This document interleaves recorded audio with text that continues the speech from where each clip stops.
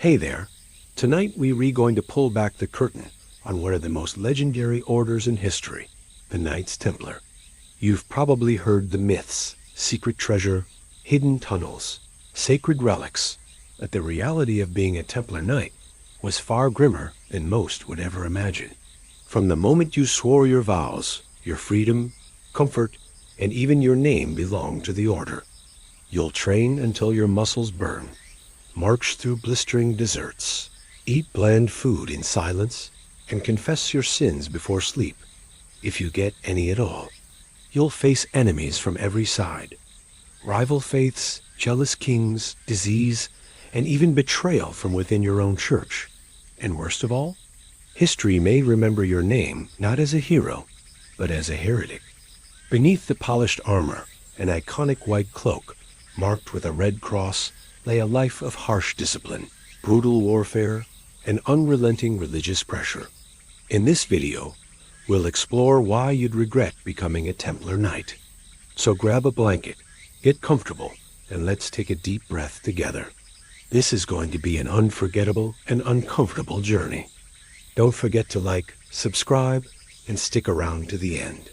Let's begin. You stand before the altar, trembling slightly. The chapel is cold, lit only by flickering candles and a single shaft of light from a narrow window. Dust hangs in the air. Around you are men dressed in white robes marked with red crosses, their faces solemn, unreadable. A Templar master recites the sacred words in Latin, and you nod, not because you fully understand, but because you know the consequences if you do not. You are here to commit your life to something greater. Or so they say. You must obey without question. If your commander orders you to ride into battle where death is certain, you go. If he tells you to kneel in prayer for 12 hours without food, you kneel. You must accept every command, every hardship, every injustice as the will of God. Your knees ache. You pray for the forgiveness of sins you may not have committed, for strength you may not feel. Then comes Mass, then work, then training. Your days are tightly regimented. Drills with sword and lance, chores around the compound, silent meals, endless prayer. There is no music, no storytelling, no festivals. Life is stripped to its bones. You remember your name. You think of the boy you once were, but over time, even that slips away. You are no longer John or Matteo or Pierre. You are nothing. And in the eyes of the order, that is the ideal. Even when it feels like the will of a cruel superior, there is no appeal. There is no space for doubt. Knights were expected to ride into the Holy Land and fight. Yes, but they were also expected to scrub floors, tend gardens, and live in brutal austerity between campaigns. The punishments were severe. You might be forced to eat meals on the floor without utensils. You might be flogged in front of your brothers. You might be locked in a dark cell for days, given only bread and water. Shame was the method of correction, and public shame most of all. You could even be expelled from the order, stripped of your robes, and banished into a world where no one trusted ex-Templars. You might spend months in total silence, living like a monk in armor, because once you were in, there was no easy way out. The vows were for life. To leave was to betray God himself. If you question too much, you may be accused of heresy or worse, pride. And pride is the deadliest sin of all. You may not speak unless spoken to. You may not eat unless given permission. You do not choose your meals, your tasks, your companions, or your destination. Your voice, your desires, your name. Could you obey without question? Could you disappear? In practice, you were often alone spiritually, emotionally, mentally. The discipline was meant to purify, to focus your soul on God, but silence, obedience, sacrifice. But it also left many hollow. There was no room for joy, only service. And in service, you were expected to disappear. The quiet, the stillness inside you. Your thoughts seemed slower. Your old dreams of adventure, of freedom, of glory start to fade. You no longer think of your village, or your mother's cooking, or the girl you once hoped to marry. You think only of the rule of the Templars. That sacred text of over 600 commandments governs every hour of your life. You are sent where needed. You sleep when told. You rise at the bell. You are not a man. You are a function, a sword in someone else's hand. But this is no ordinary oath.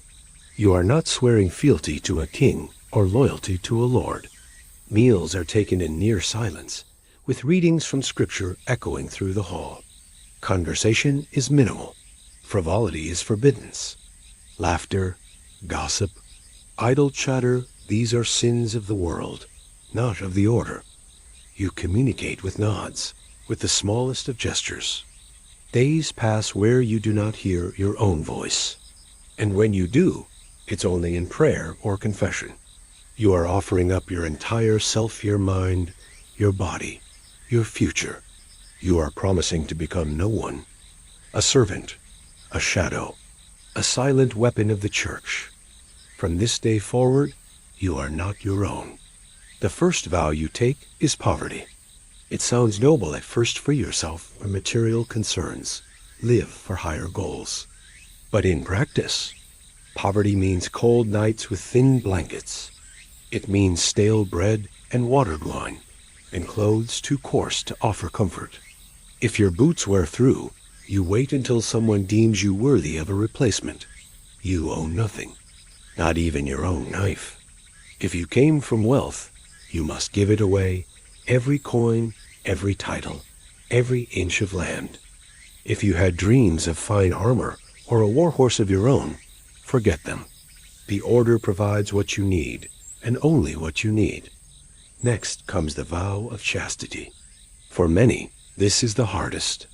You may be only 16 or 17, young and full of desire, but the rules are strict. You must not look at a woman too long. You must never touch one, not even your own mother, should she come to visit. There are no kisses, no tender glances, no wife waiting back home. Marriage is not allowed. Children? Never.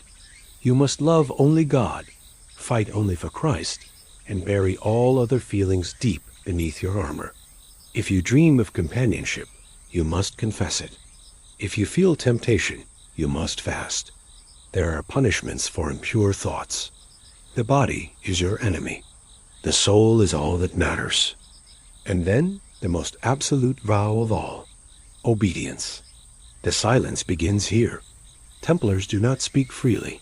This vow of silence is more than just discipline. It is about control. You cannot complain. You cannot argue. You cannot say no. Every morning, you wake before dawn. The bell tolls. You rise, dress, and kneel. The floor is stone. You begin to feel it after a few weeks. You begin to forget what day it is. You forget the sound of your own laugh. At first, you try to cling to your sense of self. The Templars were revered across Christendom, but within their ranks, life was no grand chivalric tale. It was isolation. It was ritual. It was obedience without question. And should you falter? Should you break the silence, disobey a command, or confess to impurity? Some ran away, some went mad, but most remained. In theory, you are part of a sacred brotherhood. That was the ideal of the Templar Knight. Not glory, not wealth, not fame. So next time you imagine yourself donning the red cross and drawing your sword in the name of Christ, ask yourself, could you give up everything? Because if you couldn't, you would not last a day. You wake before the sun has even begun to rise, the chill of the stone floor biting at your bare feet as you grope in the darkness for your simple woolen tunic. There is no comfort here, no luxury, no warmth, except what you find in discipline and faith. This is the life of a Templar novice, a life forged in hardship and tempered like a blade through endless hours of training. You are not born a knight. You are being made into one. The Templar training regimen is no mere exercise. It is a transformation, physical, mental, and spiritual. It begins with the body. You study Latin, memorize psalms, and attend sermons that emphasize the holy nature of your duty. Mock combat is a daily ritual. You are paired with other novices, or sometimes with full knights, engaging in rigorous sparring sessions meant to test your endurance and reflexes. The weapons may be dull, but the pain is real. Bruises, cracked ribs, broken noses, all part of the learning curve. Pain is not something to be feared. It is to be endured, welcomed even as a purifying fire. The rosary becomes as familiar to you as your sword hilt. You are taught to fear damnation, to abhor temptation, and to live every moment as if God himself were watching. Because in the eyes of the order, slowly you change. Your back straightens, your hands grow calloused. The aches become dull companions. You no longer question the harshness. In fact, you begin to welcome it. Pain sharpens your focus. Hunger reminds you of humility. Silence brings clarity. You begin to think like a Templar, walk like a Templar, pray like a Templar. He is. To falter in your faith is to endanger not just your soul, but the spiritual mission of the Templars. You are not a mercenary. You are a holy warrior, and the devil is your truest enemy. You are expected to master the longsword, the lance, the dagger, and the mace, and to fight from horseback, armored from head to toe. What the other young men your age are doing in the world. You imagine the noise of a tavern, the warmth of a woman's hand, the sound of laughter, not whispered behind monastery walls. And you take your vows: poverty, chastity, obedience.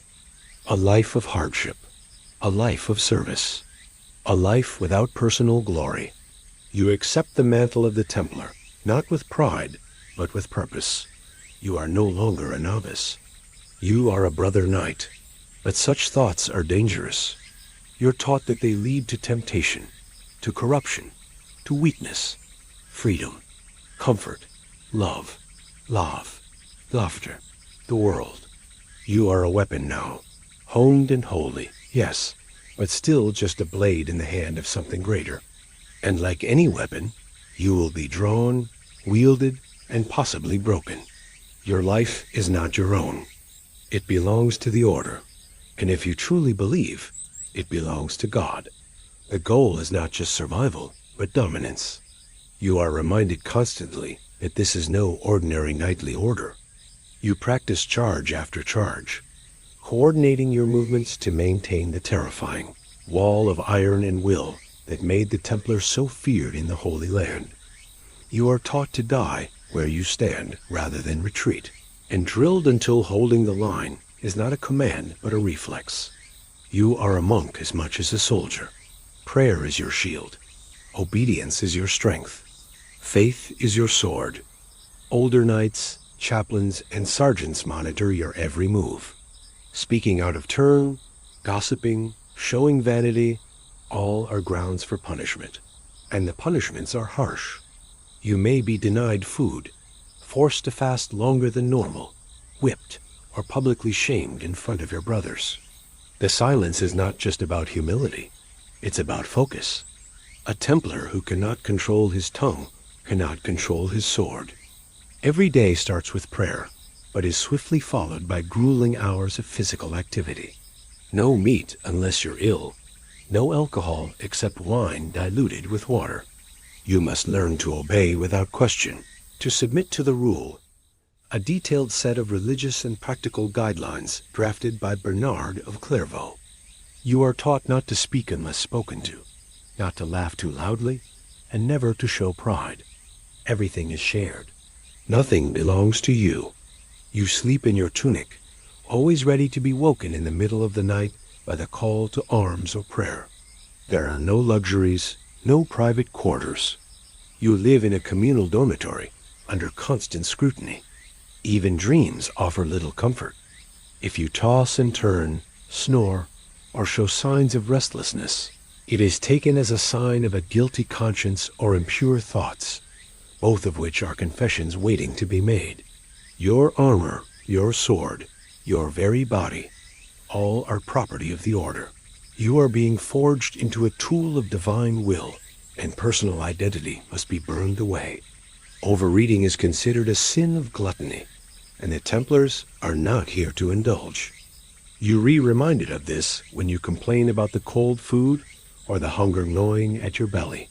You are being trained for battle, and war does not wait for comfort. Sword drills under the baking sun, riding exercises on unpredictable horses, mock battles with blunted weapons, and unrelenting marches in full armor across uneven ground. Your muscles ache, your skin blisters, and your breath is constantly short. But you are not allowed to falter. Every sign of weakness is noted. Every failure, a potential black mark against your future. You eat sparingly. Meals are simple. Stale bread, watery broth, perhaps some beans or hard cheese if it's a feast day. But physical toughness is only one layer of your preparation. The mental tests are just as punishing. When you're not training your body, you're training your mind. Yet the battlefield is not forgotten. You must also learn formation tactics. The Templars do not fight as individuals. They ride as one. Cohesion, communication, and unity are everything. But perhaps the hardest lesson to learn is silence. You are constantly watched. Even sleep is a form of discipline. Your bed is a straw-stuffed sack on a hard board. Your spiritual training is no less intense.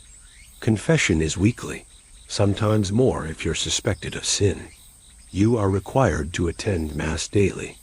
Sometimes you wonder what lies beyond the training yard. Months pass, then years. And finally, one day, you are deemed ready. You kneel before your brothers. The rule is read aloud. Yet deep down, even as the mantle settles on your shoulders, you know what you've given up. But you will not complain. You are a Templar. The heavy wooden gates creak shut behind you, sealing off the outside world with a finality that feels both comforting and cold. You're inside now, inside the commandery, a self-contained fortress of discipline, duty, and divine order. You're not here to rest. You're here to serve, to train, to pray, and to become part of something larger than yourself. You rise immediately, along with dozens of other brothers, all sleeping in identical woolen tunics, lined up on simple straw mattresses in a shared dormitory. There is no privacy, no separate rooms. You wake up as one. And as one, you march toward the chapel in silence, boots tapping softly in unison on the stone floor. A single brother reads aloud from Scripture, or the rule of the order, while the rest of you eat, heads bowed. The food is always simple and never wasted. You eat what you are given and offer thanks in your heart. It is meticulous work, done with reverence. Ink stains your fingers, your eyes strain in the candlelight, and hours pass in near total silence, broken only by the scratch of quills. Though you are a knight, you are also a man of letters, or must become one. You might listen to tales of battles past, not for entertainment, but for strategy. The candles flicker, shadows stretch along the chapel walls. Just the rustle of blankets, the occasional cough, and the quiet breath of men who have given up the world. You lie in the dark, staring at the rafters, letting your mind drift only briefly before sleep takes you. Tomorrow will be the same, and the day after, and the week after. The rhythm does not change. You kneel again, your knees bruised, your back sore. But your spirit, you hope, is just a little stronger than it was this morning. You learn from mistakes made in Antioch, in Acre, in Jerusalem. You are expected to know terrain, weather patterns, logistics. Your deeds may never be sung in ballads, but none of that matters. The outside world may be chaotic, full of greed, lust, betrayal. The gates stay closed. Your vows remain unbroken. You endure. But inside these walls, there is order, purpose, brotherhood. You know what is expected of you. You know what each hour brings. And though the routine can be punishing, even monotonous, it gives your life shape, meaning. A knight of the temple must be more than a brute. He must be thoughtful, calculating, and wise. You are expected to read, to write, and to understand the laws of both God and man. Illiteracy is no excuse here. Excess is frowned upon. Second helpings are rare, and indulgence is seen as weakness. From the moment your boots first touch the worn stone floor, your life is no longer yours. You're expected to speak clearly, to admit weakness, to purge your soul of pride or lust or anger. Confession is not just a ritual, it's a cleansing. You've seen punishments carried out. A brother made to fast for a week, to sleep on the cold stones, to wear a strip of rope around his neck like a mark of shame. You've felt the weight of silence, the loneliness that comes even among so many others. A soul honed for battle, a heart molded in prayer, a life offered up not for fame or fortune, but for faith. You've wondered quietly, always quietly, what it would feel like to run. You are being shaped not just into a warrior, but into a vessel of righteousness. There can be no stain on your soul, not if you hope to ride beneath the red cross. You drill in pairs, sometimes in formation, always under the sharp eye of a senior knight or master-at-arms. Your shield grows heavier by the hour, sweat soaking through your tunic despite the chill in the air. The air within is always heavy with incense, wax, and silence. Kneeling becomes second nature, bowing your head, closing your eyes, mouthing the words of the Psalms. These acts are repeated so often, they become muscle memory. Even as your body aches from physical exertion, your spirit is meant to remain steady, untroubled, focused. If your sword hand tires, you switch to your offhand and keep fighting. A Templar never yields to fatigue. Psalms echo through the vaulted ceilings, voices trained to chant with reverence, but without pride. You stand for much of the service, your back aching from yesterday's drills, your legs stiff from the cold. But you do not fidget, you do not complain. Stillness is a virtue, and besides, your fellow knights are watching, and so is God. It belongs to the rule, it belongs to the order. A Templar commandery is a place of deep silence, strict order, and unshakable rhythm. It is both a barracks and a monastery, both a military headquarters and a sacred sanctuary. There is no chaos here. Everything has a place. Everything has a time. The sun doesn't dictate your schedule. The bell does. Others are in the kitchens, preparing a plain breakfast. Black bread, perhaps some peas or lentils, maybe an egg if the storehouse is full. You might be told to tend the garden, repair a crumbling wall, or fetch water from the well. Every task, no matter how humble, is considered sacred if it is done in the name of obedience. The commandery must function like a well-oiled machine, and you are but one cog in that mechanism. At dawn, before the sky even begins to blush with color, the bell tolls. The first duty of every Templar is to God. Morning prayers are long, solemn, and spoken in Latin. After prayer comes labor. Some brothers are assigned to the stables, mucking out hay, grooming horses, or carrying heavy saddles. Meals are eaten together in silence. Dozens of brothers seated on long wooden benches in a high-ceilinged refectory. You don't speak, not even a whisper. After breakfast, the day unfolds with relentless purpose. For some, that means weapons, drills in the courtyard, thrust, parry, lunge, repeat. Others might be sent to the scriptorium, copying manuscripts by hand, and always there is prayer. Midday prayers break the workday, then again in the afternoon, then vespers in the early evening. The chapel is never empty. Once or twice a week, you confess your sins, sometimes privately to a chaplain, sometimes before the whole brotherhood. Evenings are for more prayer, more study, and sometimes instruction from senior knights. As the sun sets, the commandery quiets. A final bell calls you to Compline, the last prayer of the day. Then to bed. No baths, no music, no idle conversation. And yet, there is a strange peace in the repetition. Still, the price is high. You've seen young novices break under the pressure, whispering of escape, of the girls they left behind, of dreams now buried beneath the rule. But you never do. Because here, inside the commandery, you are more than a man. You are a servant of the temple, a brother among brothers. The world may forget your name. You belong to something eternal. You rise before dawn, roused by a whisper of wind that blows the desert dust through the flap of your canvas tent. Your limbs ache, not from age, but from endless marshes in armor, under a sun that shows no mercy. You are no longer in the land where you were born. You are in the Holy Land, in the service of the Order, under the burning gaze of God and the even hotter gaze of the Levantan sun. The Crusades, once romanticized as a sacred duty, have revealed their truest nature to you.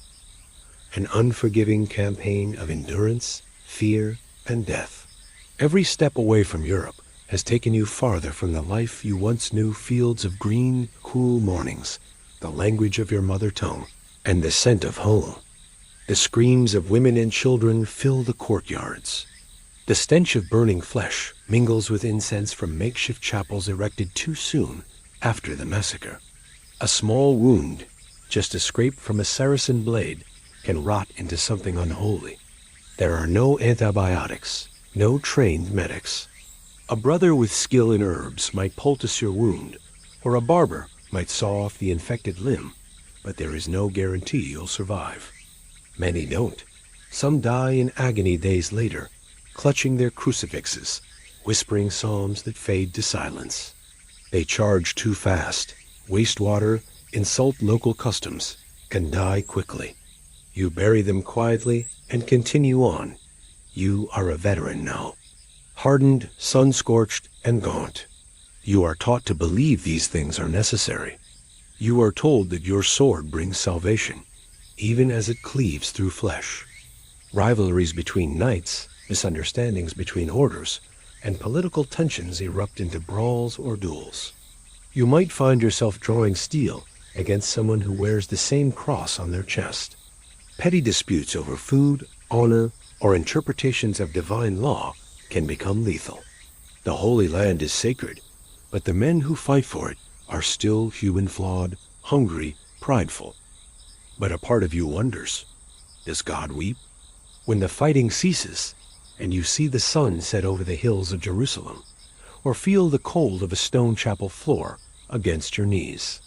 When you first arrived, you believed in glory. You thought martyrdom was beautiful. You imagined a swift death, one that would land you in heaven. Now you pray only for survival, for another drink of clean water, for fewer rats in the grain sacks, for the sound of morning bells instead of alarm horns. You light candles in silence. You hear monks chanting in Latin. You breathe, finally. You think of home, of a childhood long gone, of a mother's voice, or the warmth of a hearth. But even then, your sword lies close. Peace never lasts. It was a life of hunger, disease, endless battle, and doubt. You are not a hero. You are a tool sharpened, wielded, and discarded. Now you speak in terse Latin with your brethren. Your meals are rationed hard bread and watered wine, and the ground you walk is soaked with blood. Both yours and that of those you are told are enemies of the faith. If you were not buried in a nameless grave, or left to rot on a battlefield in a foreign land. It's slow, hot, and filthy. The enemy is not always visible. Ambushes are frequent. You walk like an old man, even if your beard is still black. The war has stayed in your bones. And no one at home, not even your fellow brothers, can truly understand what you saw out there. Perhaps that red cross was not a mark of honor, but of sacrifice. A symbol not of triumph, but of the endless burden of obedience, suffering, and silence. Horses fall. The sun warps your vision, until the distant horizon shimmers like water. But it's a lie. Your thirst deepens. You cannot drink until the next well. And if that well has been sabotaged, you may find yourself with nothing but the stagnant pool of a goat's trough, and still you drink. The Saracens, skilled horsemen with curved sabers and unmatched agility, know the terrain better than you ever will. You march under banners, yes, but those banners offer little protection when arrows rain from above or when boiling oil pours from ramparts. Caves hide enemy forces. Rocky hills conceal archers. A Templar must be constantly alert, constantly ready to draw his sword, even in the act of prayer. You travel light. Your sword, your mail, your helmet, a water skin. The white cloak draped over your armor is now stained with sweat and dust, often with blood. Your face is hidden behind the steel of your helm. You look less like a man and more like a symbol. To understand what it meant to be a Templar on the battlefield, you must strip away modern notions of organized war and imagine yourself as a soldier, not of a country, but of God. The rule of the Templars requires you to confess your sins often, for death can come without warning. When it does, you must be ready. God is always watching, and sin clings to the soul like blood to a blade. The night before a siege, sleep comes uneasily. You may dream of home, of the scent of hay, or a family you left behind. But you'll wait to the screech of horns, the clash of steel. You wear a white tunic emblazoned with a red cross. It makes you stand out proudly, yet also vulnerably on any battlefield. The cross is not just a symbol of your devotion, but a mark that you are to die, if necessary, defending the Holy Sepulchre, Jerusalem, and Christian pilgrims. Before the battle, you pray. Always you pray. Kneeling in the dirt, you beg for forgiveness and for strength. War in the Holy Land is not the swift, clean affair you imagined. Sometimes you take fortresses' massive stone walls battered for days with trebuchets, sometimes breached only after weeks of starvation and blockade. And when you enter, between battles, life in the Crusader states is no easier. Disease spreads fast in these hot, overcrowded camps. Dysentery, fever, infection. And still, the campaigns drag on. The desert teaches you patience. It also teaches you fear. At any moment, a scouting party might vanish. A water supply might be poisoned. Camels die. When reinforcements arrive from Europe, the newcomers rarely last long. Their skin blisters. Their morale cracks. They don't understand the rules of desert warfare. The local terrain plays games with your mind. But symbols grow tired. Sometimes your enemy is not a Saracen, but another Crusader. Then there are moments of eerie peace. Years might pass in this rhythm war, march, prayer, illness, war again. Eventually, you are sent back to Europe, if you're lucky. And when you return, you are changed. The world feels smaller, less sacred. The fire of your youth has cooled. The life of a Templar in foreign lands was not one of glory and holy victory. And you begin to realize. You stand at the edge of the dusty camp, the desert sun barely above the horizon, yet already scorching. Over your armor rests the iconic white mantle, simple, heavy cloth, emblazoned with the crimson cross stitched over your heart. As you don it over your patched gambeson and battered breastplate, you sense a wave of pride. You notice every glance, every stutter when merchant caravans pass. When you ride toward a city gate, children point and mothers pull them back, whispering warnings. Local Christian communities, Armenians, Syrians, Greeks, sometimes cross themselves nervously at your approach. You recall the cries of women and children, the clash of armor on stone, the muffled conversations about whether mercy was ever possible. After hours of chants in the chapel, you kneel in silence under vaulted ceilings adrift with incense, and you wonder if your mantle meant you to protect or to conquer. You no longer hear only your own voice at the crack of dawn. Financing for crusades runs through Templar vaults. You carry letters of protection. You break bread within vaulted halls, echoing with prayer, under candles flickering with devotion. Here, you believe in the mantle. It's a cloak of purpose that defines your identity, trimmed in faith. Chambers are cleansed in your name, but everything has a cost. You try to stand a little straighter. You look again at the cross and remind yourself of what you believe of God, of redemption, of duty. But a question lingers. Whose duty is this? Yours or the Order's? You feel its weight pulling you into forced reverence, political posturing, suspicion. In public, such thoughts are dangerous heresy or treason. Yet in private, you imagine freedom. To walk as a man, not as a symbol? To speak your own name again? To choose your next step on your own? Maybe it follows a weary truce with Muslim neighbors, where a small gift of bread and water humanity touches your heart more than any sermon. It is on you until your last breath, in life and death. You ride toward the sunrise, cross shining brightly, willing yourself to believe that beneath the burden lies purpose, beneath the weight, redemption. Or it follows the death of a brother in siege, his mantle left unclaimed, his soul departed without fanfare. You wonder if the Order truly cares, or if you're all expendable symbols in a war machine. Whether through tales of valor or whispers of scandal, the Templar cross becomes one you cannot control. It will be remembered when you are long gone, in stone, in legend, in accusation. Its perfect whiteness becomes tarnished with time, just as your faith has grown more complex.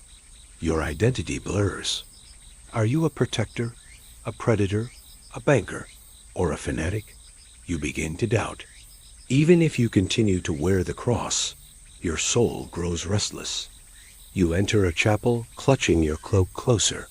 You ride into crowds, raising your chin not for pride, but to meet their gaze. You have learned you cannot outrun the symbol, so you must learn to command it. You must follow protocol, report to officials, submit to scrutiny, avoid idle speech. Every coin in your pouch can be traced back to the Order. You cannot walk freely. You are a living emblem of finance, faith, and fear. You hear the echoes of centuries. Crusader zeal, yes, but also massacre, oppression, trauma. That cross holds more than aspiration. It holds responsibility and history. Many see not only valor in the symbol, but also violence, and they fear what it represents. But you cannot shed shame or suspicion, not even in moments of rest. Locals avoid your tent. Children shriek and dive away when you enter town. But returning home brings no respite. In French and Italian seaports, they recognize your mantle immediately. You ride through city gates greeted by officials who bow, then shuffle away with nervous glances. Tradesmen stop talking at your arrival. Nobles offer tonic smiles, but rarely direct conversation. Stories travel faster than ships. The Templars are rich, secretive, powerful. The cross on your chest begins to breed rumors of gold hidden in wine cellars, of conspiracies in notebooks. Some accuse your order of seeking dominion rather than devotion. You pass by other Crusader orders, Teutonic Knights, Hospitallers, who smile politely, but their glances linger. The proudest order, they whisper. You overhear merchants muttering, "Richest legion, only faith for a bank." Some see your order as mercenary. Others call you fanatics. You sense that no matter how devout you feel, the mantle itself precludes simplicity. After all, your brethren transmitted rumors of massacres in conquered towns. You walk through crowds feeling the weight not just of the cloth, but of centuries of fear and resentment. It marks you as a Templar, a warrior monk, devoted not only to martial prowess, but to the salvation of souls.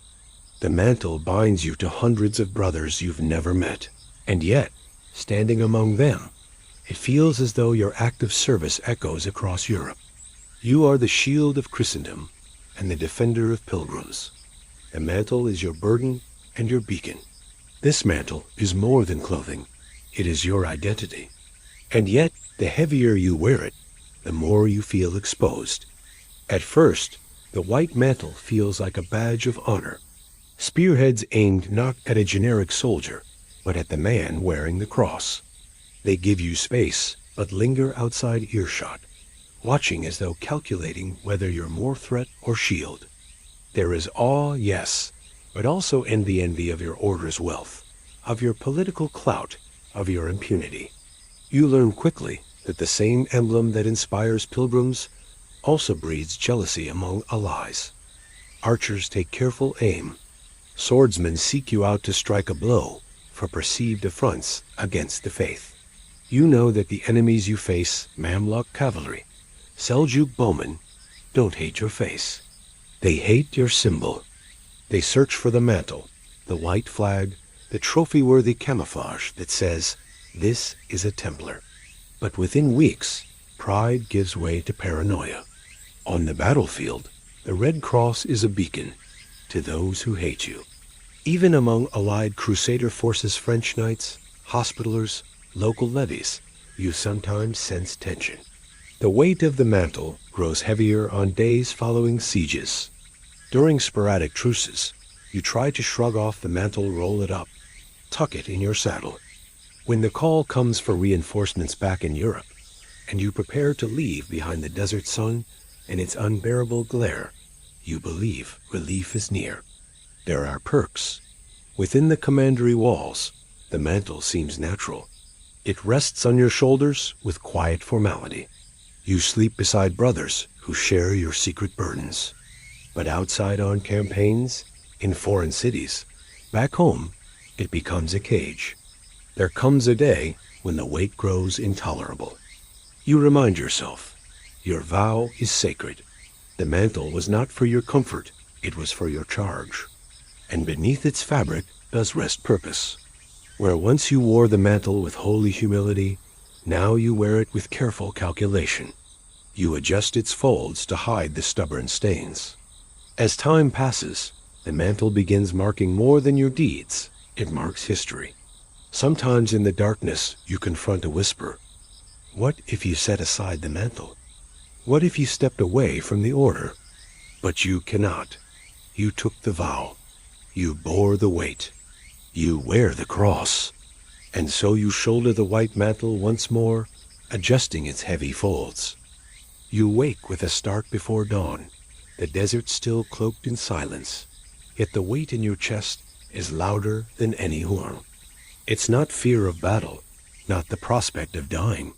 No, what makes your hands tremble as you fumble with the rosary beneath your tunic is the fear that when your soul leaves this body, it may not rise into glory, but descend into fire.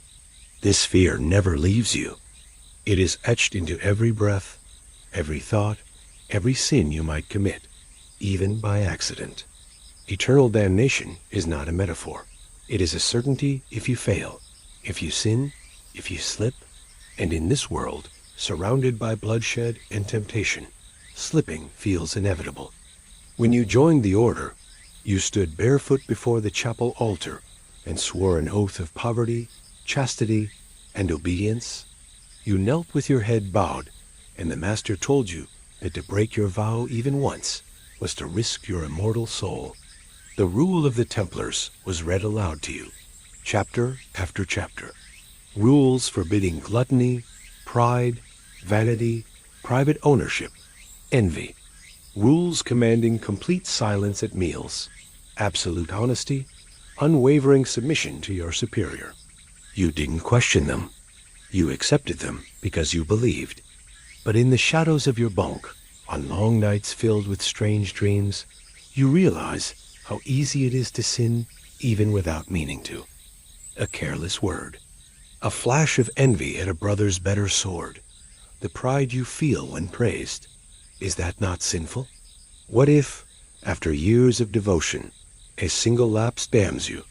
You've knelt before the chaplain many times, whispered the things you thought, the things you dreamed, the moments of temptation.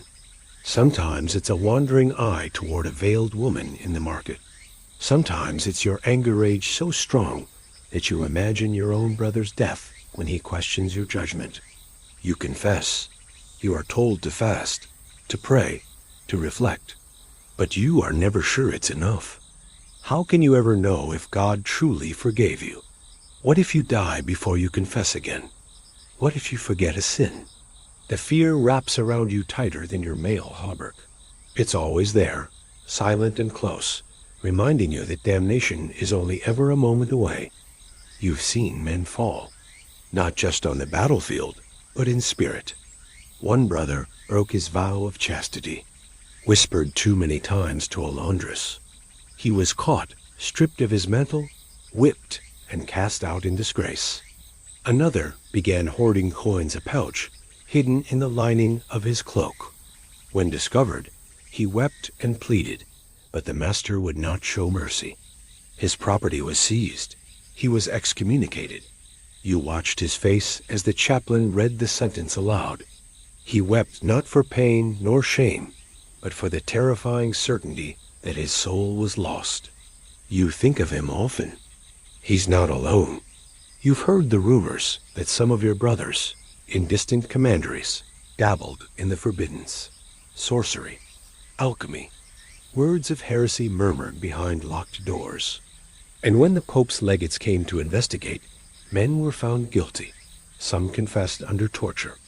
Some refused and were burned alive. Each time it happens, the fear creeps closer. What if you, too, are accused? What if something you say is misunderstood? What if you fail in a way you don't even recognize? The rule says even the smallest transgression must be accounted for. Did you eat too much at dinner? Did you laugh too loudly? Did you forget a prayer? Did you glance too long at your reflection in a polished blade? It sounds absurd, but it's not. Not here. Not in a brotherhood where every moment is supposed to be in service to God. You once spent days worrying over a boot you kept after your horse died. Was that theft? It hadn't been blessed for reassignment. Had you coveted it too much? You gave it away, just in case. But still, the questions linger. Is God keeping a tally? Do angels watch you sleep? Is every slip recorded? You've faced Saracen swords, arrows, and fire. You've heard death whistling past your ears in battle. But you're not afraid of dying. You're afraid of dying impure. Once, after a skirmish, you were left kneeling in the dust beside a fallen enemy.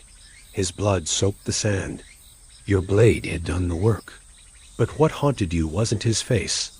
It was the sudden, terrifying thought. Did I kill him with pride in my heart? Did I kill with rage instead of justice? Because if so, it wasn't a righteous act. It was murder. And murder is sin. Even in battle, there is a line. If you cross it, if you fight for vengeance, for glory, for hatred, you risk everything. You risk eternity. You know others have begun to question. Some quietly wonder if the Church truly understands God's will. Some mutter about the Pope's politics, about crusades launched for land, not faith. You try to shut your ears to it, because doubt is dangerous. Doubt leads to questions. Questions lead to hesitation. And hesitation can lead to heresy. Even to entertain the idea that your path might be flawed is to open the door to damnation. So you hold fast. Even when the papal orders contradict your experience. Even when your superiors issue commands that feel more political than spiritual. Even when you see corruption in the cities, and priests growing fat off taxes, and bishops living in palaces. You do not question, because the price of doubt is too high. At night, you dream strange things, sometimes of flames, sometimes of the last judgment, the great trumpet, the parting of souls. You often dream that you're standing in line, waiting to be judged, and an angel points a sword at you. You try to speak, but your mouth is sewn shut. You wake sweating. You whisper prayers. You beg for mercy. You're not the only one. You've heard other brothers mumble in their sleep. One man woke screaming that he saw the devil at the foot of his bed. Another refused to sleep altogether, sat awake for 3 nights, clutching a crucifix until he collapsed from exhaustion. When he finally woke, He begged the chaplain to exorcise him. "The devil waits for me when I sleep," he said. No one laughed. Everyone understood. Your superiors, men you thought unshakable, are not free from the fear either. You've seen the Grand Commander of your region spend hours alone in chapel, flagellating himself in secret. You've seen your own master, a man who faced down sultans, break into tears during confession. They fear it too. No matter how high you rise, you cannot escape the reckoning. You cannot buy indulgence. You cannot bargain with death. The only currency that matters is your purity, your righteousness. And no one, not even you, can be sure if you have enough. The fear shapes you. You speak less. You avoid idle talk. You try to erase pride from your gestures, ambition from your thoughts. You fast more often. You stay after chapel to pray when others leave. You avoid women's eyes. You give away anything that feels too comfortable, too soft, too beautiful. You volunteer for the hardest duties. You sleep on the floor. You start to carry stones in your pouch, not to use, but as reminders. Each stone is a sin you carry. You count them, touch them, pray over them, but it never feels like enough. Sometimes, at your lowest, you feel a darker fear, not of damnation, but of emptiness. What if you endure all of this and it means nothing? What if there is no reward? What if heaven is silent or worse, close to you? It's a thought you quickly push away, but it lingers in your shadow, in the silence between prayers, in the hollowness after a fast ends, and you feel no different, no holier, only empty. You tell yourself that faith is not about feeling. It's about obedience. You walk forward blindly, hoping the light is real. There is one thing that keeps you from breaking entirely: the hope that God sees your effort, that every tear shed in confession, every temptation resisted, every sin fought is seen, that your pain means something, that your struggle will be rewarded, not with gold or glory, but with grace. You imagine that moment of death, not as terror, but as relief. You picture your soul, trembling and cracked, lifted by angels into light. You dream of a voice saying, "Well done, faithful servant." That hope is fragile, but it's enough. It has to be. So you rise again, before dawn, and whisper your prayers, each word like a stone in a wall you're building against the fires of hell. And you live another day, not to survive, but to be saved. You wake before the sun rises, the cold air biting your skin through the thin fabric of your cloak. The dirt beneath you is hard, uneven, and soaked with the remnants of last night's rain. Your feet ache from endless trudging over rocky terrain, through dust and mud, across blistering deserts and freezing mountains. Supplies promised by the commanders arrive late or not at all, and what you do receive is often spoiled or insufficient. The bread is dry and tasteless, the salted meat tough and filled with gristle. The lack of sanitation is horrifying.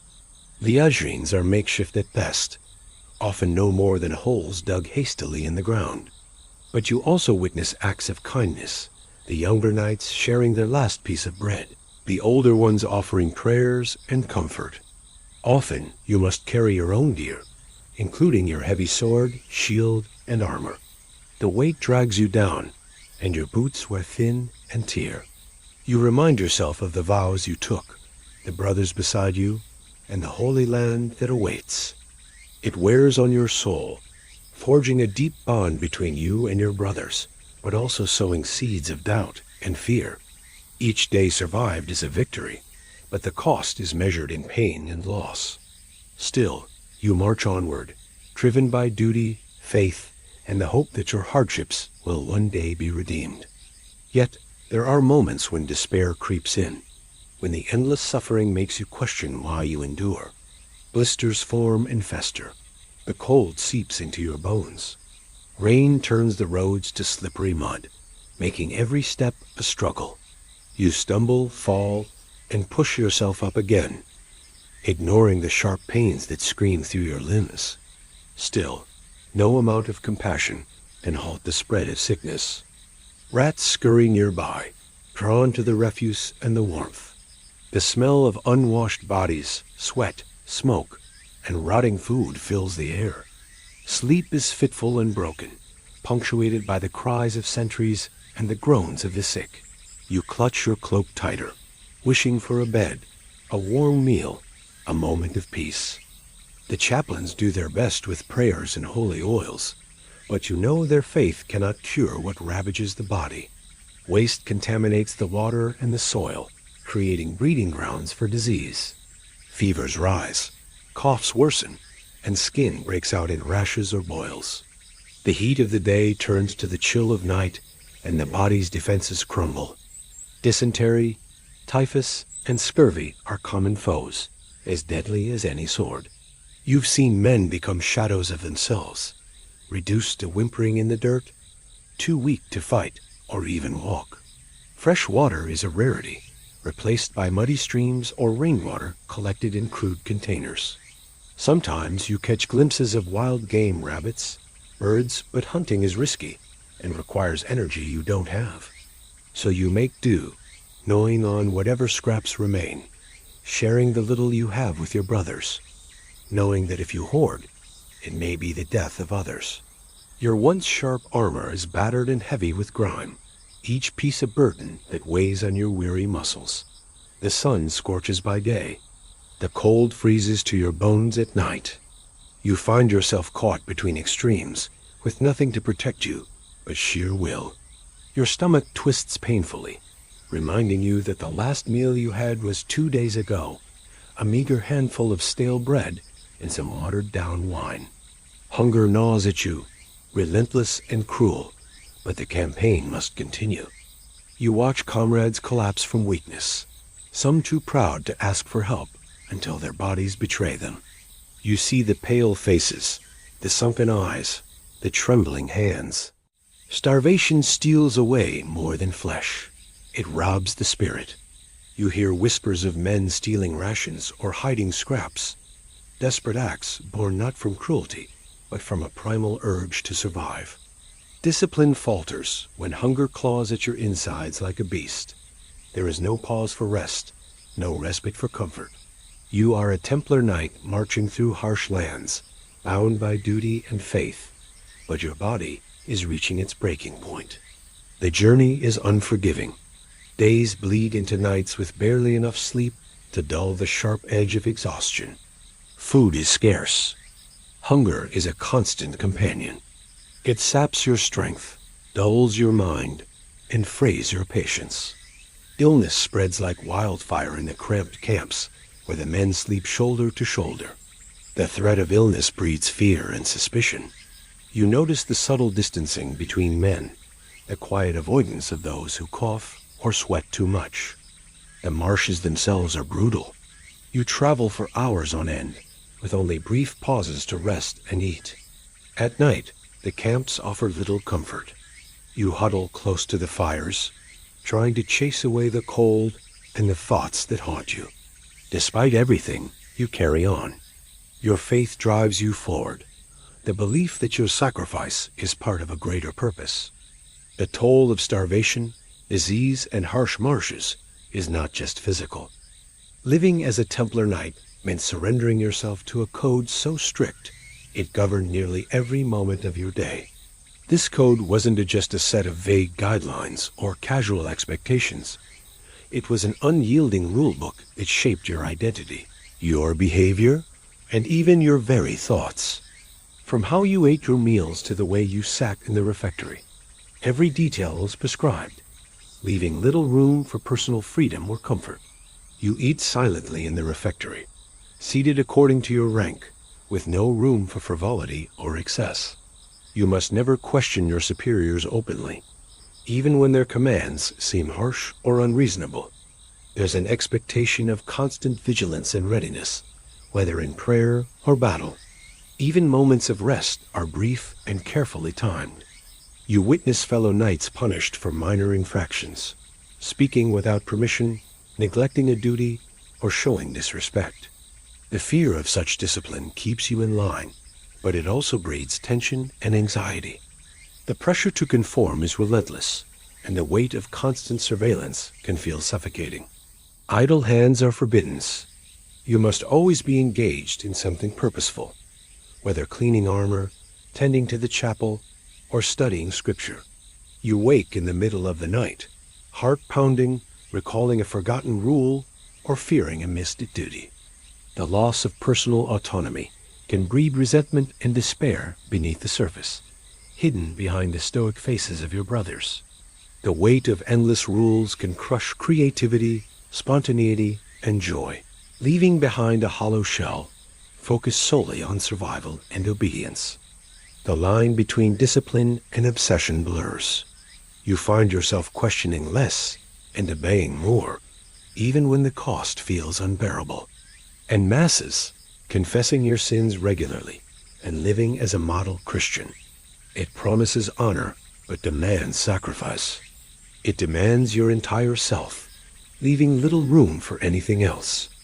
And as you live under its watchful eye, you realize that being a Templar Knight is not just about glory or faith.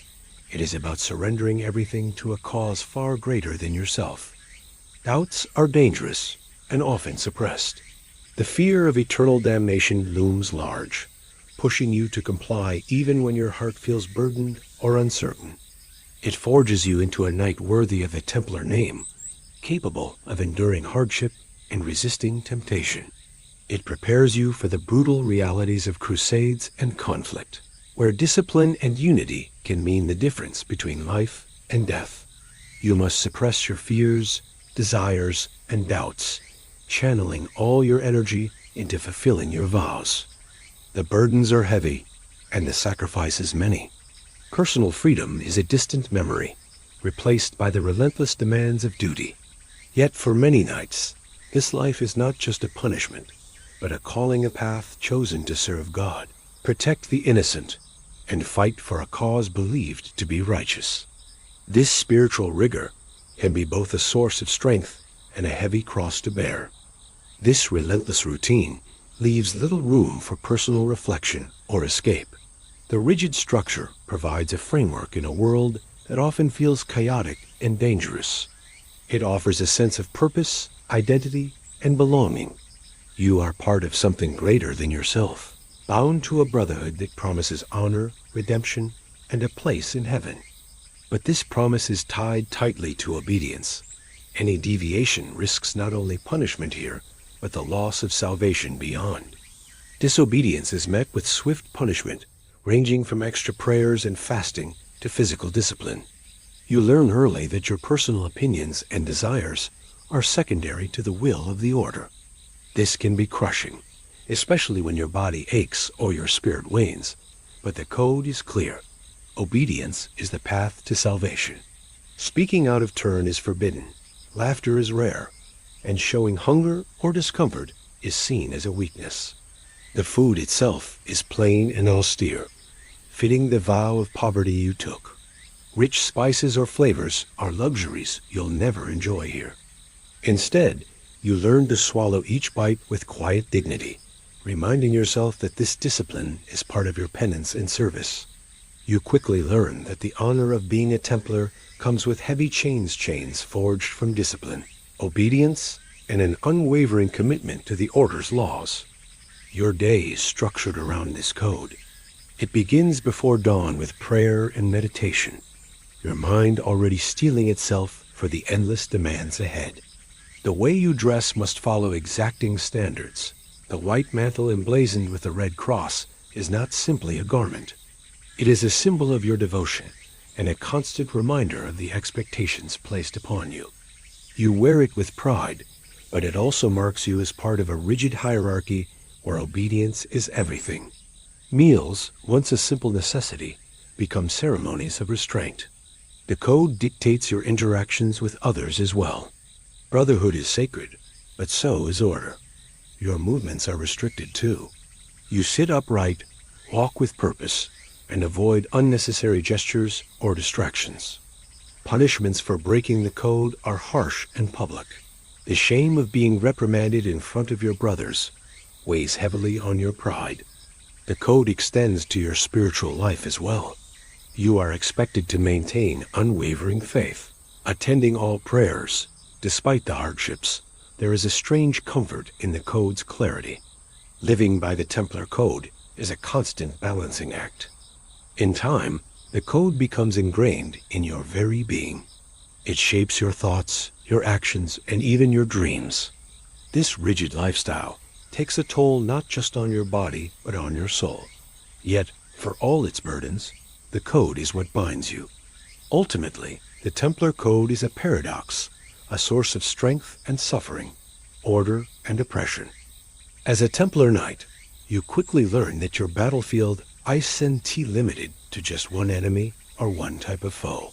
Unlike the simple stories you might have heard of knights fighting glorious battles against a single, clear adversary, your reality is far more complicated and far more dangerous. You are part of an elite group with wealth, land, and military skill that outstrips many lords and princes. That power breeds resentment. Jealous nobles look at your lands and privileges with envy and whisper behind closed doors. Some Christian rulers see you not as allies but as rivals, whose growing influence threatens their own power.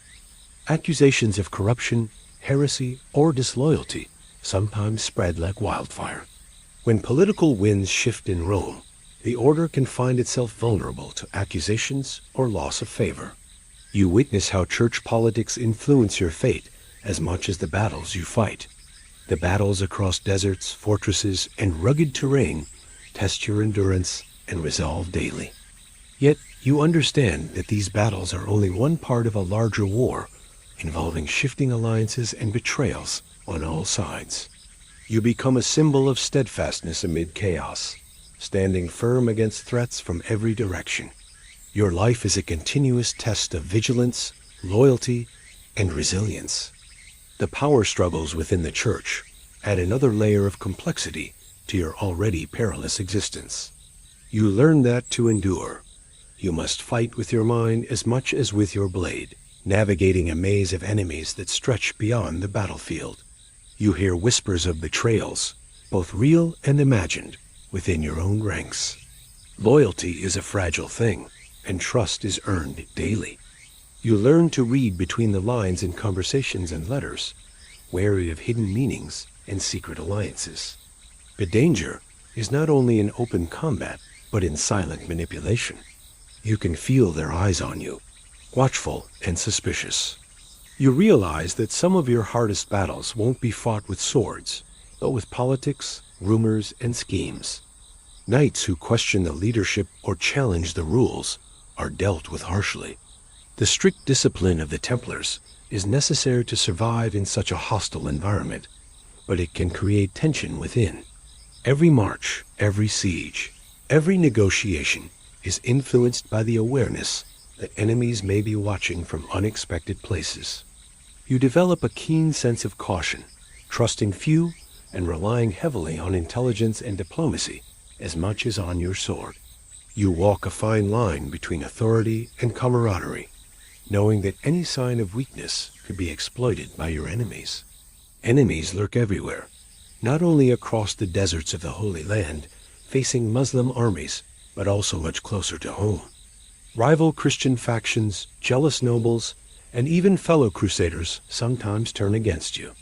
The line between friend and foe blurs, and you have to stay alert on all fronts, ready to defend not only your life, but the very existence of the order.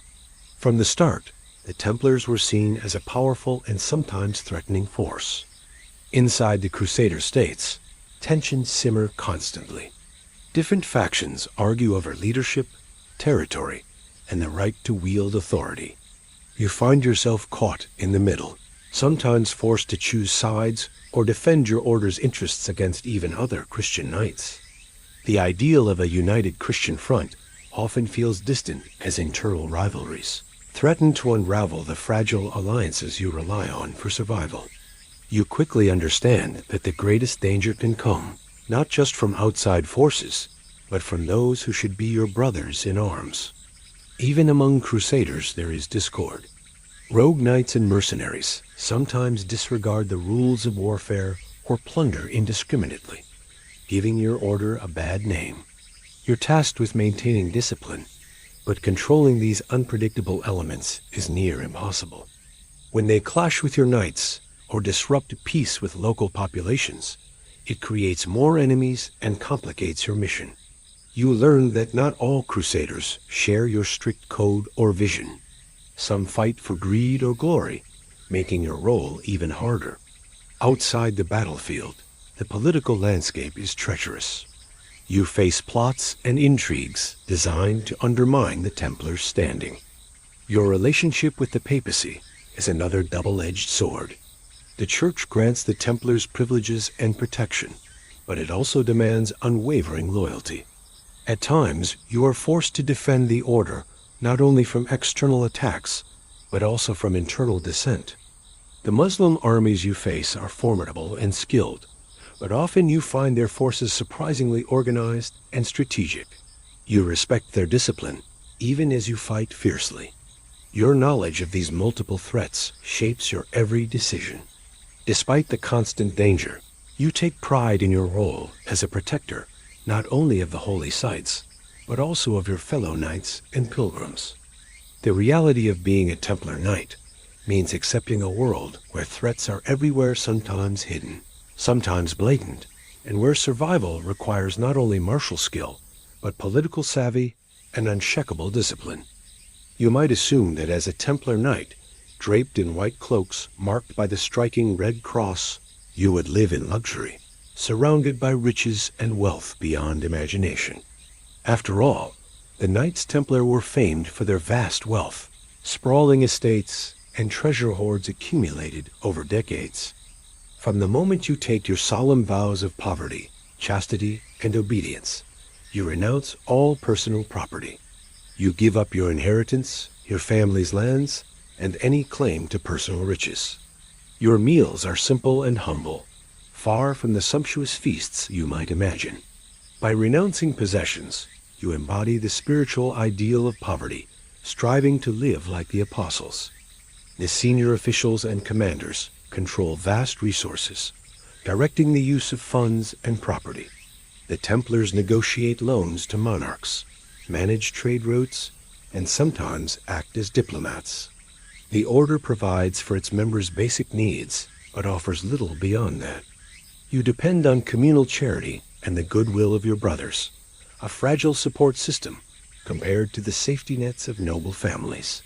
You receive quality armor, weapons, and provisions, often better than those of ordinary soldiers. The Order's resources allow for training, medical care, and the construction of formidable fortresses that protect you in battle. These benefits are the Order's investment in you as a vital part of its mission, but they come with expectations of obedience and sacrifice. This reality sharpens your sense of brotherhood, but also reinforces the isolation of the knight who has no family or private means. When kings waver or nobles fall, the Templars' wealth and organization provide a foundation for survival. You realize that your individual wealthlessness contributes to the collective strength and resilience of the Brotherhood. Your life, stripped of personal ownership, is woven into the greater tapestry of the Order's fortunes. This immense responsibility requires discipline and loyalty, but it also means you live under constant pressure to protect the Order's assets. It reminds you of the heavy cost of your vows and the relentless demands of Templar life. You live with the paradox of serving an institution rich beyond measure while holding nothing for yourself. This truth, harsh but defining, becomes the lens through which you understand your role as a knight, a soldier, and a servant of a higher cause. Protecting treasures and lands is not just about material gain, but about sustaining the spiritual mission and prestige that allow the Templars to continue their crusading efforts. This awareness imbues your work with a greater sense of purpose, but also intensifies the stakes. You are not simply a soldier. You are a guardian of an institution that blends faith, power, and wealth in a delicate balance. Failures or losses can lead to harsh consequences, but rewards rarely come in the form of personal wealth. These leaders enjoy privileges that ordinary knights do not. While you abide by vows of poverty, your commanders move through richly adorned halls and receive the deference of kings. This gap between leadership and rank-and-file knights can breed frustration and resentment, though such sentiments are seldom voiced openly. It marks you as separate from the worldly ambitions of kings and nobles, binding you instead to the Order's mission and its divine cause. Yet, there are times when you feel the weight of this sacrifice acutely. Watching merchants and nobles flaunt their riches in nearby cities, you are reminded of what you have given up. Your quarters, even in the grandest commanderies, are Spartan and utilitarian. The gleaming treasures of the Order are stored in vaults and treasuries, guarded jealously by officials, and entrusted only to the highest ranks. You are permitted to serve and protect these assets, but never to claim them. What you receive, the clothes you wear, the food you eat, the weapons you wield, are all provided by the Order. Your life is one of communal ownership, a strict hierarchy where individual needs are subsumed beneath the needs of the Brotherhood. But the reality you face is far more complex and often frustrating. While the Order itself is incredibly wealthy, with lands, castles, and treasures spread across Europe and the Holy Land, you personally own nothing. Not a single coin, not a piece of land, nor even your own armor. The wealth belongs to the Order, to the institution, not to you as an individual. This separation between personal possession and institutional wealth is a deliberate and fundamental part of Templar life.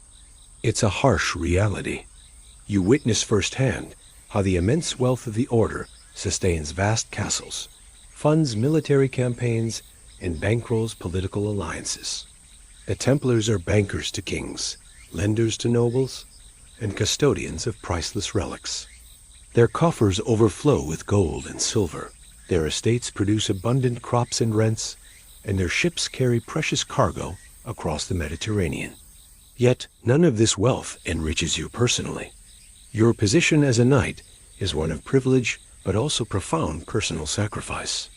You quickly learn that your daily life is shaped not by opulence, but by strict discipline and shared austerity. This lack of personal wealth is both a burden and a source of identity. The Order's wealth, paradoxically, creates a rigid system of hierarchy within its ranks. You also experience how the Order's financial power extends into political influence. When you fall ill or grow old, you find no personal savings or inheritance to fall back on. You observe how the Order's wealth is closely tied to its reputation. Despite the absence of personal riches, you sometimes benefit indirectly from the Order's prosperity. You also witness how the Order's financial model enables it to endure through turbulent times.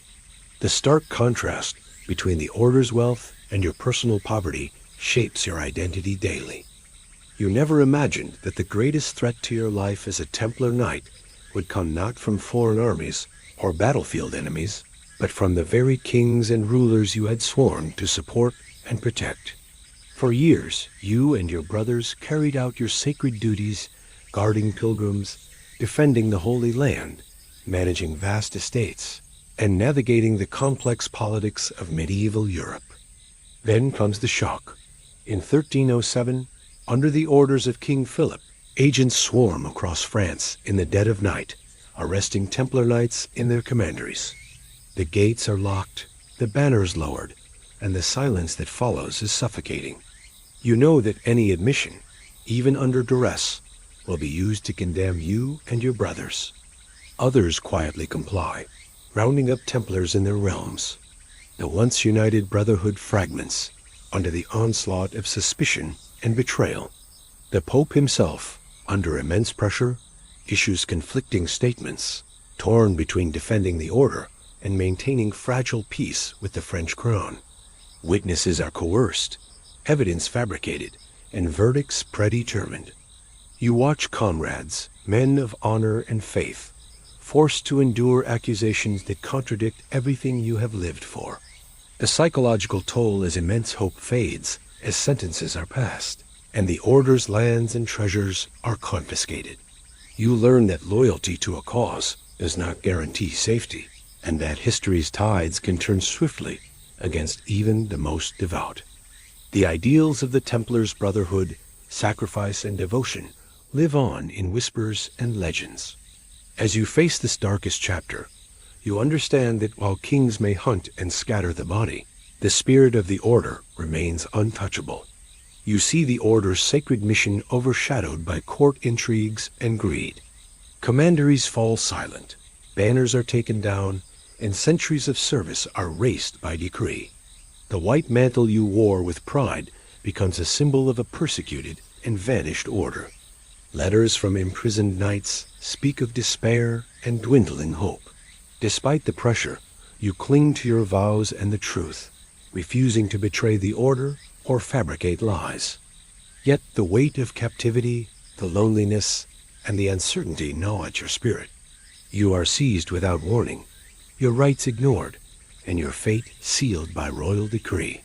You believed in the strength and sanctity of the Order, convinced that your vows and loyalty would shield you from harm. Even as the king's forces hunt you, many Templars refuse to renounce their vows or betray their brothers. Secret meetings are held in shadows, plans whispered to preserve the Order's legacy. You cling to the hope that truth and faith will endure beyond the political machinations.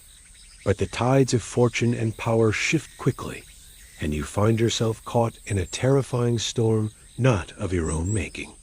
It begins subtly, almost imperceptibly. Whispers circulate among nobles and courtiers about the Templars' wealth and influence. King Philip IV of France, known as Philip the Fair, grows envious and suspicious of your Order's immense riches and political clout. You hear rumors that the king sees the Templars as a rival power threatening his authority, a wealthy, independent institution that answers only to the Pope and not to any monarch. To him, the Templars represent a dangerous obstacle to his plans for greater centralized control. You remember the uneasy glances exchanged during court meetings and the increasingly hostile tone from royal officials. The arrests are swift and ruthless. Knights who had stood shoulder to shoulder on distant battlefields are dragged from their beds and thrown into dark, cold dungeons. You share your cell with brothers who have looked to you for strength, now broken and fearful. The accusation? Heresy, blasphemy, and corruption crimes, so severe that the king demands total eradication of your Order. These charges are designed to destroy your reputation and justify the seizure of the Order as vast wealth. You face interrogations that test your will and faith. King Philip's envoys seek confessions, promising mercy but delivering intimidation and isolation. News from other parts of Europe brings no relief. Some rulers hesitate to act, caught between loyalty to the Church and fear of the French king's power. Throughout these dark days, you witness how political ambition and fear manipulate religion and justice. As months drag on, trials commence. The courts are neither fair nor transparent. You experience the heartbreak of watching your once proud brotherhood dismantled piece by piece. Yet, amid the despair, a fierce loyalty remains. The fall of the Templars is a cautionary tale etched in your memory, a brutal reminder that power and wealth can invite envy and destruction. In the end, your story is not only one of loss, but of resilience. You are no longer a knight standing proudly on the battlefield. Instead, you find yourself confined in a shadowy, cold chamber beneath towering stone walls that seem to absorb hope and reflect only fear. They speak of heresy, blasphemy, and secret rituals, dark, unfathomable sins that you know to be lies. Yet despite your unwavering faith and loyalty, your pleas for innocence fall on deaf ears. Every word you utter is twisted, questioned, challenged. The very truth becomes a weapon against you. No voices, no familiar faces, just the echo of your own doubts and fears. Some claim that confessions were extracted through pain, others that they were made under promises of mercy that never came. Confess, they say, and you may find mercy. Remain silent, and your fate is sealed. You hear of others who broke under the pressure, whose voices faltered, and who named names to save themselves. The idea of betrayal weighs heavily on your conscience, but so does the desire to survive the ordeal.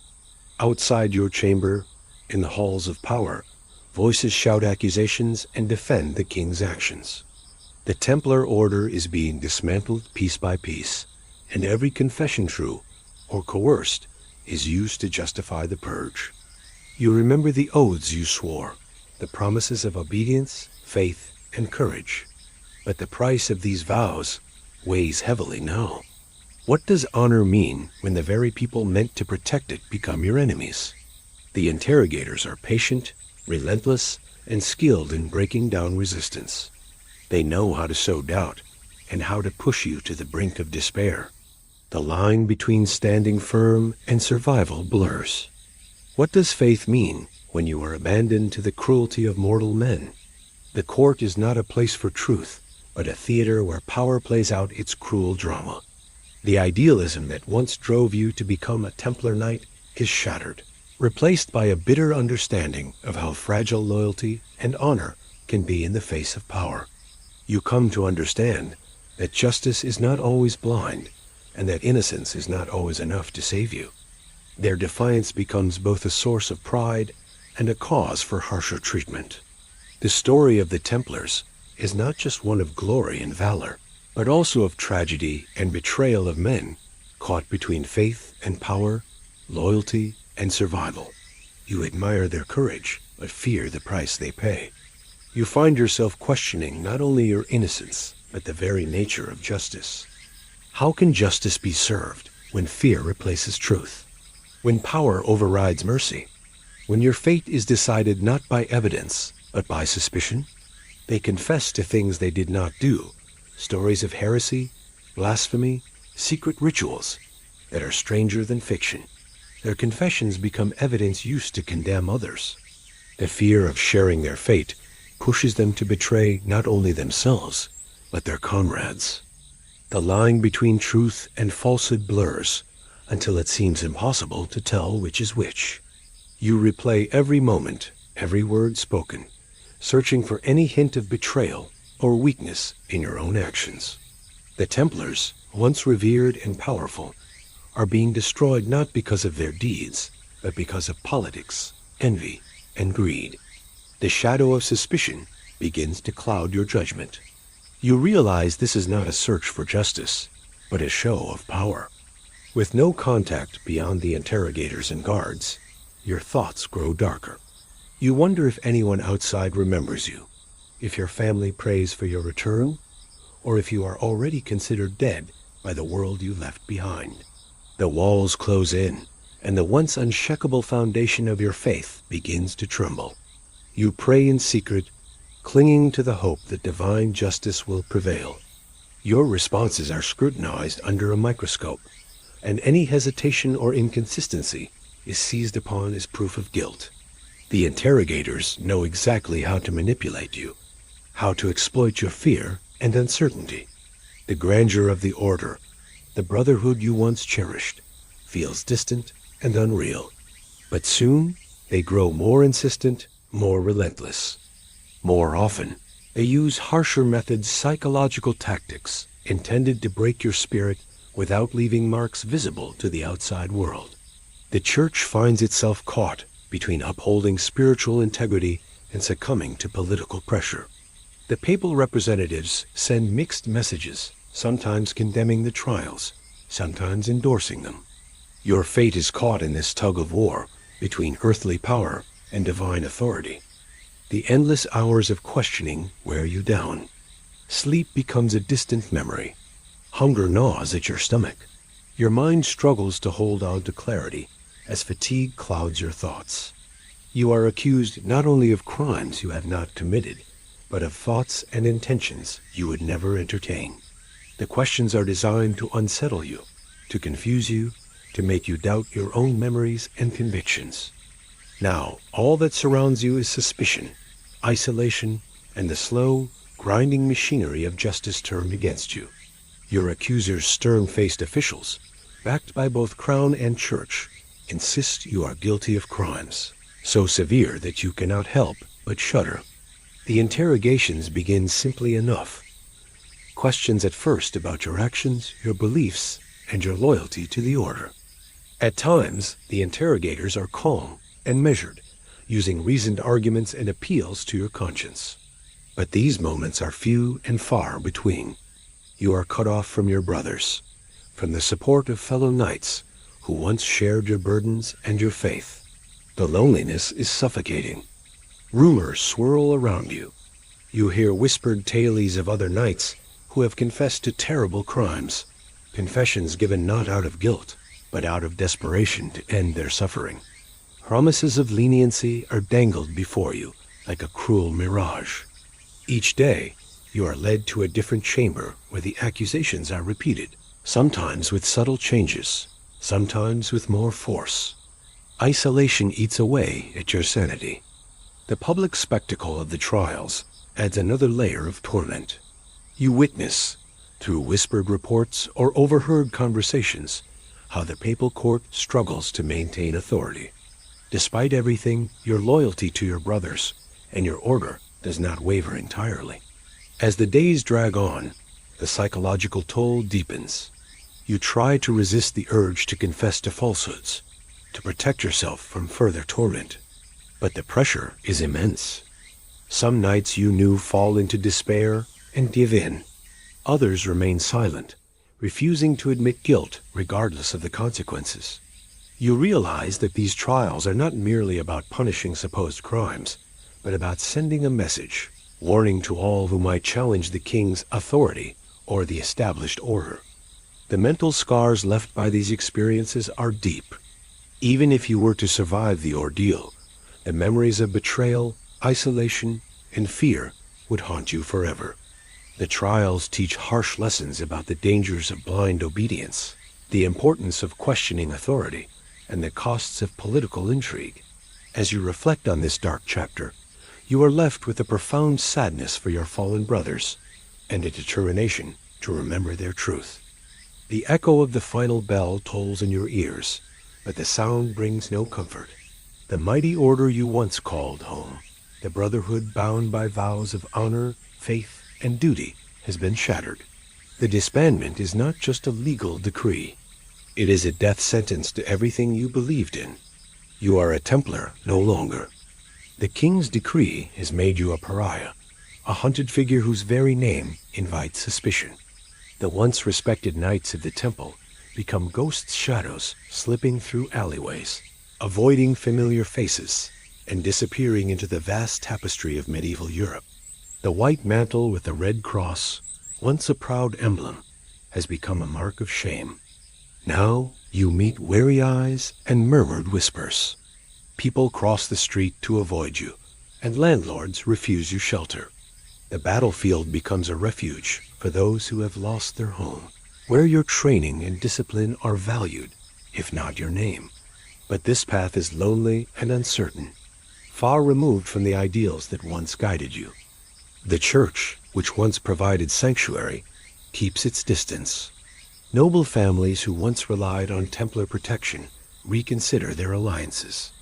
The political influence the order wielded disappears overnight, leaving a vacuum filled by ambitious rivals. You watch as the balance of power shifts, and you are left on the sidelines, a reminder of what was lost. The silence of abandonment is deafening.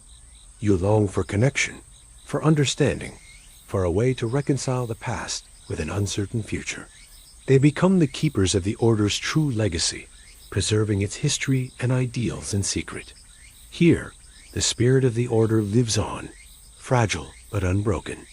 Through whispered stories and hidden manuscripts, the memory of the Templars survives beyond the political machinations that sought to erase them.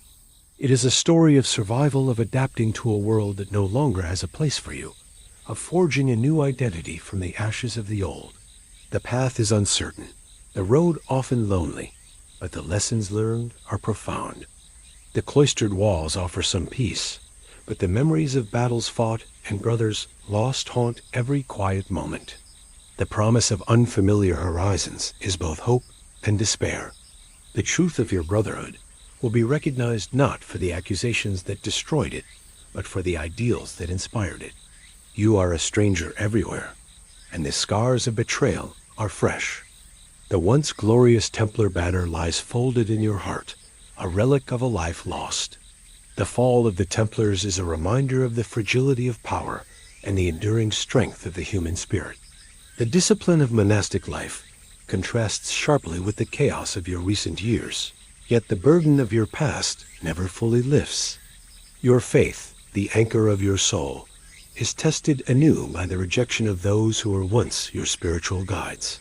You are cut off from your income, your resources stripped away. The camaraderie and shared purpose that once defined your life vanish like mist.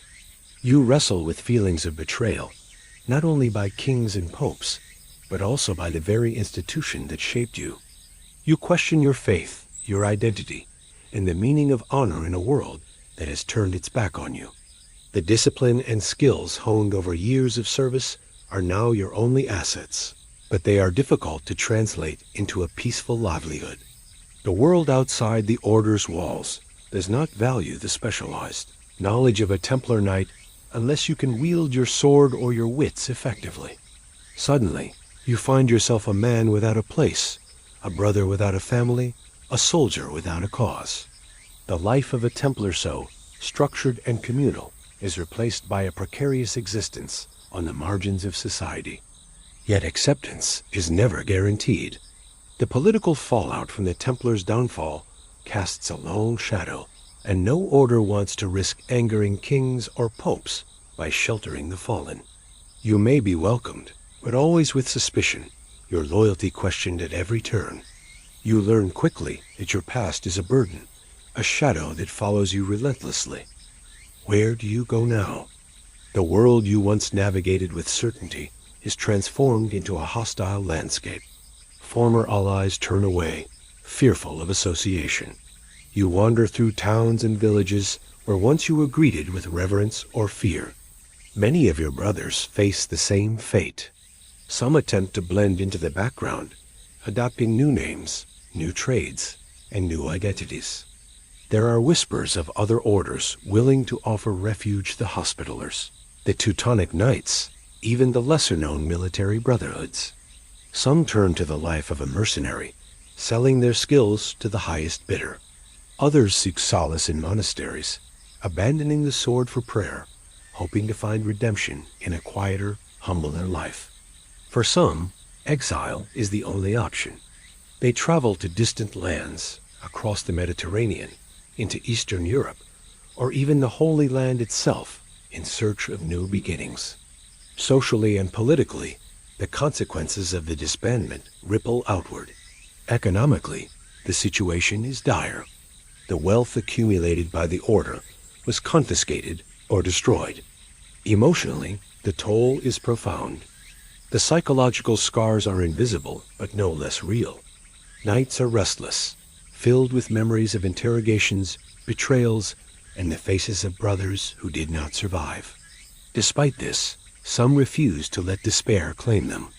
You might find yourself drawn to these secret circles, a clandestine brotherhood bound not by robes or rank, but by shared experience and hope. Your journey after the disbandment is not one of glory or triumph.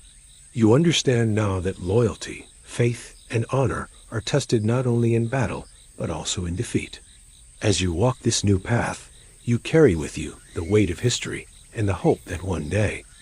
You've probably come across countless stories about the Knights Templar stories, full of mystery, secrecy, and intrigue that span centuries.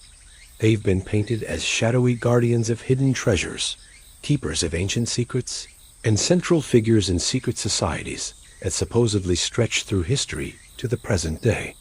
The Templars were one of the most powerful and wealthy orders of their time.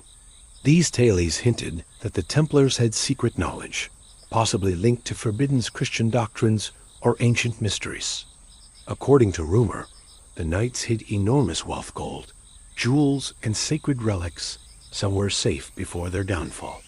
These legends have been fueled by popular fiction books, movies, and documentaries that blur the lines between history and fantasy. The idea of Templars as custodians of lost wisdom, ranging from alchemical secrets to coded messages about the origins of Christianity, adds a tantalizing layer of mystery. But again, historical records provide no proof that the order held or passed down any such arcane knowledge. Instead, their primary focus was military and religious duty, bound by the austere rule of the Church. They weren't immortal guardians of secrets, but mortal beings caught in a turbulent era, shaped by ideals and yet vulnerable to the ambitions and fears of those around them. Their story invites you to look beyond the legend and discover the complex lives beneath the discipline, sacrifice, loyalty, and fear that defined their existence. Some say this treasure included the Holy Grail itself, a symbol of divine power and eternal life. Secret societies like the Freemasons or the Rosicrucians have sometimes been linked to the Templars, suggesting an unbroken chain of hidden influence throughout history. The Templars were monks who took severe vows of poverty, chastity, and obedience. Their lives were regimented and austere, filled with prayer, study, and rigorous military training. They faced dangers from foreign enemies in the Crusades, but also from internal strife and politics within Christendom itself. Their end was not a heroic last stand, but a political purge involving arrests, torture, and forced confessions, fueled by greed and fear rather than divine justice. These connections, while intriguing, are often based more on symbolism and speculative association than solid proof.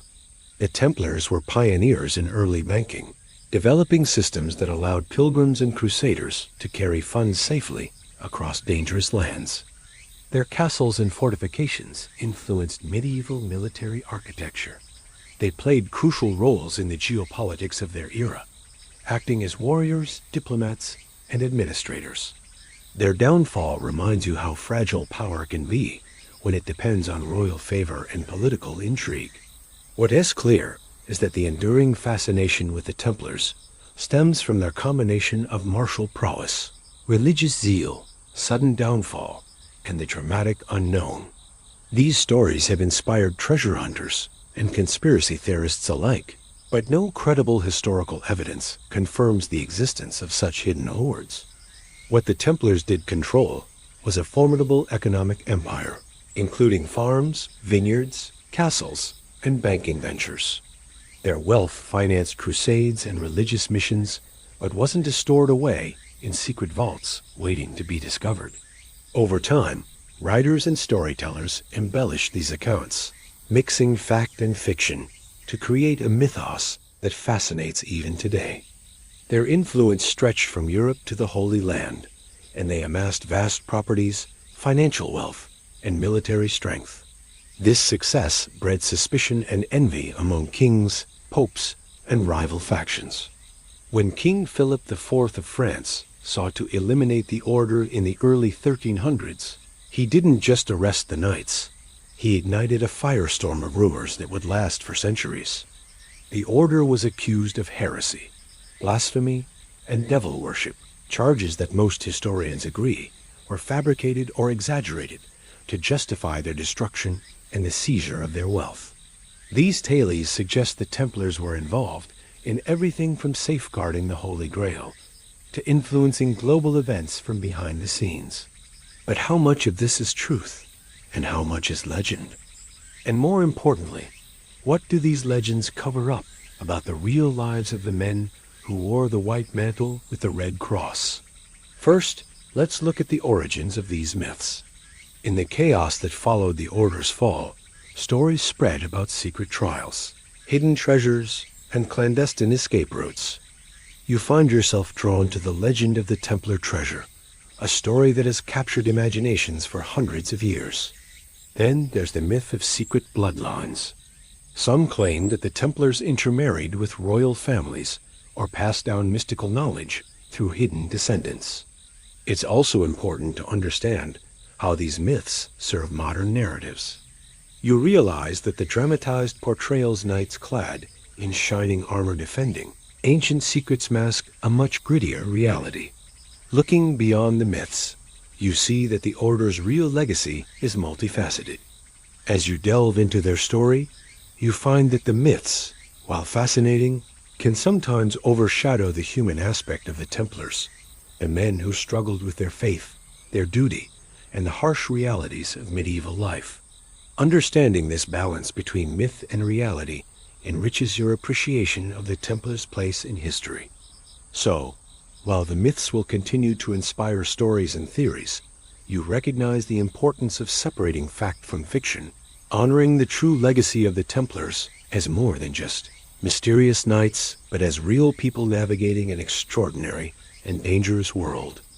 When you look beyond the dramatic legends and myths that have grown up around the Knights Templar, you begin to see the true and lasting impact they left behind, legacy that shaped Europe and the medieval world in profound ways. When you visit the ruins or preserved sites of former Templar commanderies, castles and chapels, you're walking through a tangible history of their strategic thinking and engineering skill. These structures were more than homes or places of worship. They were fortresses designed to withstand siege and protect the Order's interests throughout Europe and the Holy Land. Their influence stretches across architecture, finance, military organization, and even the cultural imagination. But this legacy came at a very high human cost, both to the men who lived and died as Templars and to the societies around them. The Templars acted as trusted lenders to kings and nobles, sometimes even to the Pope. Their involvement in money lending helped fund crusades and royal projects, weaving them deeply into the political and economic fabric of medieval Europe. However, this immense financial power also contributed to their downfall, as rulers like King Philip IV of France saw the Order's wealth as a tempting prize. The very systems that brought them power also sowed the seeds of suspicion and jealousy. Their swift downfall shocked Europe, and their persecution was a brutal chapter in medieval history. The human toll of their existence and demise reminds you that behind the symbols and stories were real people caught in the violent currents of their time.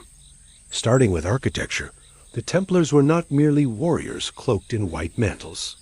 They were skilled builders and innovators who contributed to some of the most impressive medieval fortifications and structures. You realize that behind the mystique, the Templars lived and died under immense pressure and hardship, their story a mix of dedication, tragedy, and resilience. They set a precedent for other orders, like the Hospitallers and Teutonic Knights, blending faith and warfare in ways that would persist for centuries. Their story is one of discipline, innovation, sacrifice, and the complexities of power in medieval times. If you found this exploration insightful, don't forget to like and subscribe for more history that goes beyond the surface and brings the past to life. Hit the notification bell so you never miss an episode. And share your thoughts or questions in the comments. I love hearing what you think and what topics you want to explore next. Thanks again for watching, and I'll see you in the next video. It is a reminder that history is rarely as simple as legends suggest, and that the real stories of those who came before us deserve to be told with honesty and respect. The Knights Templar were neither saints nor villains, but men shaped by their time, who left an indelible mark on the world.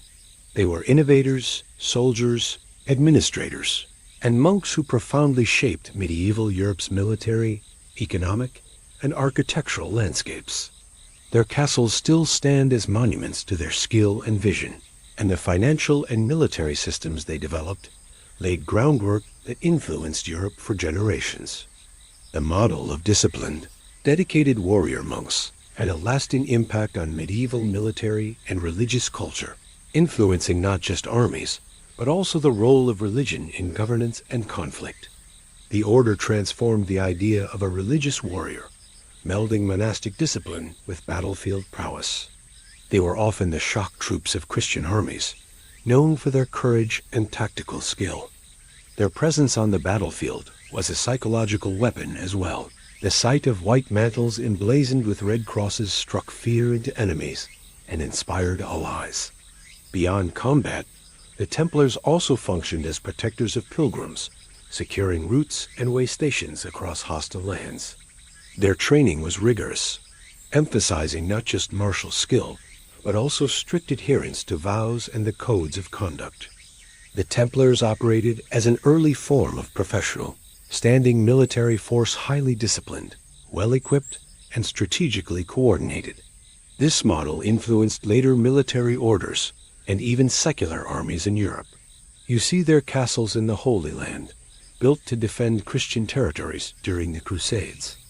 These fortresses, like the famous Crack Bay Chevaliers, represent some of the finest examples of medieval military architecture, combining thick walls, strategic positioning, moats, and intricate defenses. You can't consider their legacy without recognizing the human cost borne by these men. Life as a Templar was one of strict discipline, hardship, and constant danger. They took vows that demanded celibacy, poverty, and obedience, renouncing personal possessions and family ties. The harsh physical training, the brutal climate of the Holy Land, and the constant threat of warfare took a toll on their bodies and minds. Many endured wounds, illnesses, and exhaustion far from home.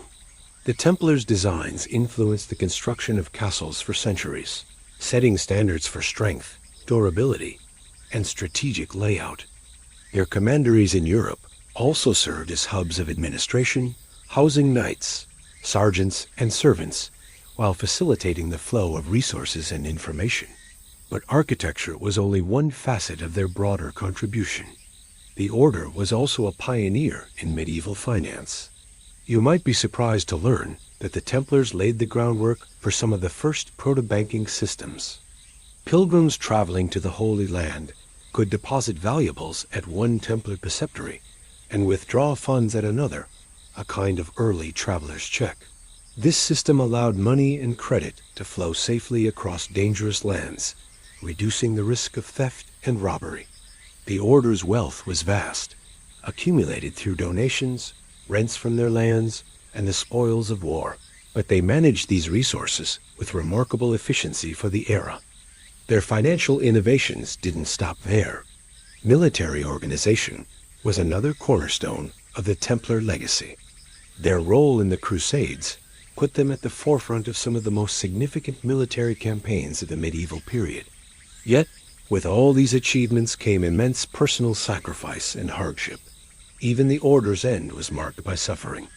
When political tides turned against them, many Templars faced betrayal, imprisonment, and torture. In a broader sense, the Templars also left a complicated legacy in terms of how military religious orders functioned. As you reflect on all this, you see that the Templars were much more than just a secret society or a footnote in Crusader history. However, the high cost of their legacy, the human suffering, the loss of freedom, the brutal politics, serves as a cautionary tale about the price of power and ambition. Ultimately, their true legacy is complex and deeply human. Thanks for joining me on this deep dive into the true legacy of the Knights Templar, their remarkable contributions to architecture, finance, and military organization, and the heavy costs behind it all.